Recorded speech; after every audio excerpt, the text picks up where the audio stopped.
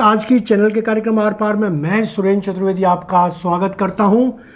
मित्रों, हलाल कारोबार पर रोक, आस्था की आड़ में अर्थशास्त्र, राजनीतिक इस्लाम और जवाबदेही की जांच।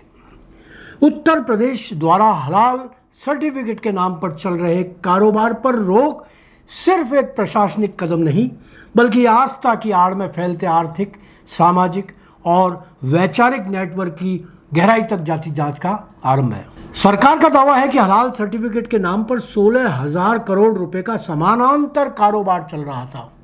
निजी और धार्मिक संस्थाएं, जिनमें जमीयत उलेमा-ए-हिंद जैसी इकाइयां भी शामिल हैं, बिना किसी सरकारी मान्यता के उत्पादों को प्रमाणित कर रही थी और इस प्रक्रिया में फंडिंग तथा धन प्रवाह के संदिग्ध स्रोत मिले हैं। जांच एजेंसियों का संदेह है कि इस व्यवस्था का एक हिस्सा आतंकी गतिविधियों और धार्मिक कट्टरता को आर्थिक सहारा देने में इस्तेमाल हुआ। अब इस बहस का दूसरा और कहीं अधिक गंभीर विषय सामने आया है। वह यह है कि हलाल इकोनॉमी केवल खान पान या उपभोग तक सीमित नहीं रही, यह राजनीतिक इस्लाम की रणनीति का हिस्सा बनती जा रही है।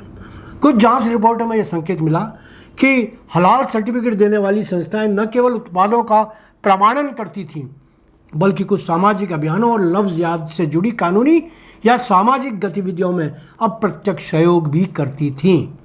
यानी यह आर्थिक ढांचा धीरे धीरे एक विचारात्मक संरक्षण कवच का रूप धारण कर चुका है, जिसमें धार्मिक भावनाओं के माध्यम से वैचारिक प्रभाव फैलाया जा रहा था।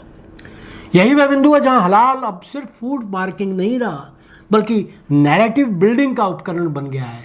यह वही राजनीतिक इस्लाम है जो धार्मिक प्रतीकों को आर्थिक ताकत में बदलता है और फिर उस आर्थिक ताकत को सामाजिक प्रभाव और वैचारिक विस्तार के लिए इस्तेमाल करता है।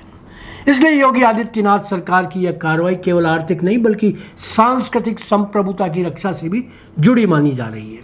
हालांकि यहाँ भी सावधानी जरूरी है। किसी पूरे समुदाय या धर्म को दोषी ठहराना समाधान नहीं होगा। जरूरत इस बात की है कि नियम, जवाबदेही और पारदर्शिता को धर्म निरपेक्ष रूप से लागू किया जाए, ताकि कोई भी संस्था, चाहे वह धार्मिक हो या व्यावसायिक, कानून से ऊपर न हो।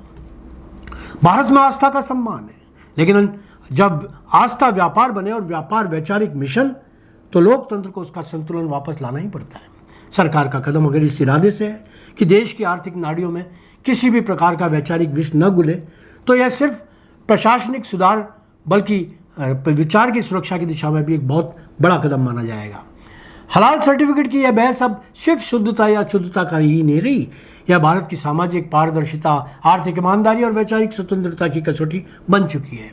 राजनीतिक इस्लाम और उसके आर्थिक उपकरणों की पहचान अब जरूरी है, क्योंकि यह सिर्फ धर्म नहीं, रणनीति बन चुका है। आज इतना ही, धन्यवाद।